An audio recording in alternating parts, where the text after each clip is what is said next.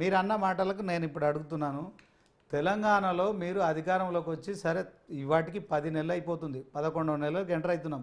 December నుంచి ఇప్పుడు October 11వ నెలలకు ఎంటర్ అవుతున్నాము. మీరు 100 రోజులు అన్నారు, 200, 300 రోజులు దాటిపోతుంది. దాని గురించి సరే మీరు అది మీకు వీలైనప్పుడు చేయండి. కానీ ఎట్ ద సేమ్ టైం మీరు ఇప్పుడు హైడ్రా తీసుకొచ్చారు, హైదరాబాద్లో అలజడి రేపుతున్నారు, తర్వాత మూసి ప్రక్షాళన అంటున్నారు. ఇంత హడావుడిగా మీకు ఎందుకు? మీరేమో మొన్ననే వచ్చినాం అంటున్నారు. మొన్ననే వచ్చిన వాళ్ళు ఇలాంటి కార్యక్రమాలు ఎందుకు తీసుకుంటున్నారు? మరొకసారి హైదరాబాద్లో ఎందుకు ఆ మూసి పరివాహక ప్రాంతంలో నివసిస్తున్న ప్రజలను అయోమయానికి గురి చేస్తున్నారు? తర్వాత హైడ్రా పేరుతో హైదరాబాద్లో బిక్కుమంటూ గడిపే పరిస్థితి ఎందుకు తీసుకొస్తున్నారు? సో వాళ్ళకి సమయం ఇవ్వట్లేదు. పేదలను ఒక రకంగా, పెద్దలను ఒక రకంగా మీరు పరిగణిస్తున్నారు. పెద్దలేమో కోర్టులను ఆశ్రయిస్తున్నారు, పేదలేమో వాళ్ళు కనీసం వాటర్ బాటిల్ తీసుకుందామని 7 ఏళ్ల పాప కూడా అడిగితే హైడ్రా అధికారులు అవకాశం ఇవ్వకుండా కూడా ఆ ఇల్లు కూల్చివేసిన ఘటన కావచ్చు. హైడ్రా నోటీసులు అందుకున్న ఒక బుచ్చమ్మ అనే మహిళ, నల్లకుంట చెరువు పరిధిలో ఉన్న మహిళ ఆత్మహత్య చేసుకుంది. సో ఎందుకు మీరు మిగతా ఏదైతే అభివృద్ధి ఉందో 6 గ్యారెంటీలు ఉన్నాయో అవన్నీ చేయకుండా ఎందుకు కొత్త అంశాలు తీసుకొస్తున్నారు? కేవలం డైవర్షన్ కోసమే ఇదంతా చేస్తున్నారా?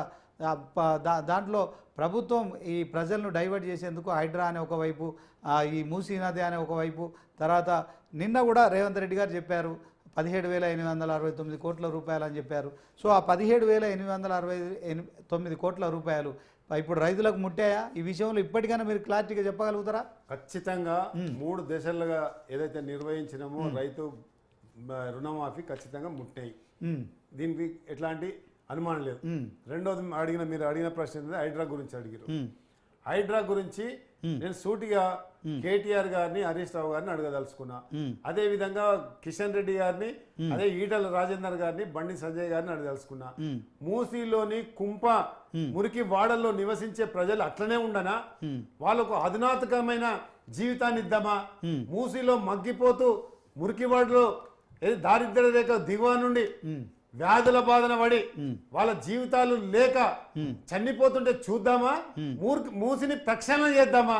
దీనికి సమాధానం చెప్పాలంటే డిమాండ్ చేస్తున్నా. గౌరవ ముఖ్యమంత్రి గారి మేధో మదన్లో పుట్టిన ఒక మానస పుత్రిక హైడ్రా అని చెప్తా ఉన్నాను.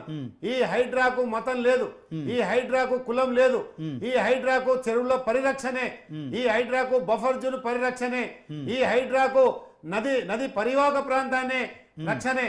అంతేగాని ఇక్కడ పెద్దవాళ్ళ ఉన్నవాళ్ళ అనే సమస్యనే ప్రశ్నే ఉత్పన్నంగా శ్రీనివాస్ గారు ఇలా ఎన్కన్వెన్షన్ నాగార్జున గారు పెద్ద హీరో అయినా చెరువు మధ్యలో ఉంది కాబట్టి కూలగొట్టినాం. అదే విధంగా ఒక నిమిషం, అదే విధంగా మా కేంద్ర మంత్రి పల్లం రాజు గారిని అదే విధంగా కూలగొట్టినాం. ఎమ్మెల్యేలు ఎవరు? మా ఎమ్మెల్యేలు ఎవరైతే ఎంఐఎం సంబంధించిన ఎమ్మెల్యేలు ఉన్నారో, ఎమ్మెల్సీ ఉన్నారో వాళ్ళు కూడా బఫర్ జోన్ లో అదే విధంగా ఎఫ్టీఏలో కట్టుకుంటే వాళ్ళవి కూడా కూలగొట్టినాం.